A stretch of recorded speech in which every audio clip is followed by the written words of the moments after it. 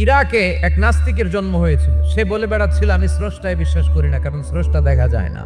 ইরাকের লোকেরা বলল আমাদের একজন ইমাম আছে যাকে আমরা ইমাম আল আযম আবু হানিফা বলে চিনি। সবাই বলল তুমি যে স্রষ্টারে খুঁজে পাও না, আমাদের ইমাম তোমারে স্রষ্টা দেখায় দিবে। সে বলল ঠিক আছে, তাহলে তোমাদের ইমামরা আসতে বলো, জুমার নামাজের পরে আমিও আসবো, তোমার ইমামও আসবে, ডিবেট হবে, দেখি কে জিতে যায়। এই ডিবেট দেখার জন্য হাজার হাজার মানুষ এসেছে ইরাকের কুফা নগরীতে। ওই নাস্তিকও এসেছে যে আল্লাহকে বিশ্বাস করে না, সবাই এসেছে, আসে না শুধু ইমাম আবু হানিফা। উনি এসেছেন 1.5-2 ঘন্টা দেরি করে। নাস্তিক বলে আপনার সাথে কোনো কথা নাই, আপনার তো সময়ের জ্ঞানই নাই। ইমাম আবু হানিফা বললেন আইন দিয়ে ওজর, আমার ওজর আছে। কি ওজর? তিনি বললেন আমি যখন ঘর থেকে বেরোই আমার বাড়ির সামনে বিশাল এক নদী পড়ে যায়, আর এই নদী পেরোতে আমার নৌকা ব্যবহার করতে হয়। আজকে এসে দেখি নৌকাও নাই, মাঝিও নাই, কিচ্ছু নাই, কিভাবে পার হবো? হঠাৎ দেখলাম নদীর পাশে বিশাল বড় গাছ, গাছটা হঠাৎ এমনি এমনি 2 টুকরা হয়ে গেল। গাছ থেকে বিশাল কাঠের তক্তা বের হয়ে গেল, তক্তাগুলো অটোমেটিক্যালি জোড়া লেগে নৌকা হয়ে গেল। এই নৌকা মাঝি ছাড়া সা করে আমার সামনে চলে এলো। আমি নৌকায় বিসমিল্লাহ বলে বসে পড়লাম। হঠাৎ নৌকা আমারে টান দিয়ে ওপারে নিয়ে এলো। এই প্রসেসিং হতে আমার 2 ঘন্টা সময় লেগেছে। নাস্তিক নেতা বলে তোকে ইমাম গাঞ্জা খাইছে,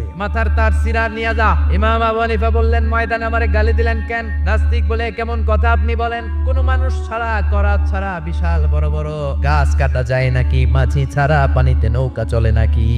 ইমাম আবু হানিফা বললেন now you on the right track. এই তো লাইনে আসছেন। ওইটা যদি এমনি এমনি না হয়, মহাবিশ্বের এই সুন্দর বসুন্ধরার সব কিছু কেমন করে এমনি এমনি হয়? নাস্তিক কয় হায় হায়, আসলে তো আমি একটা উল্লুক্কা পাঠা, আসলেই তো আমি হাদারাম, এইভাবে তো ভেবে দেখি নাই। বিশাল এক ব্যবস্থাপক আছে, তিনি সব কন্ট্রোল করছেন। এতদিন পর্যন্ত আমি বুঝতে পারি নাই, আমারে মাফ করিয়ে দেন আর পড়িয়ে দেন লা ইলাহা ইল্লাল্লাহু মুহাম্মাদুর রাসূলুল্লাহ।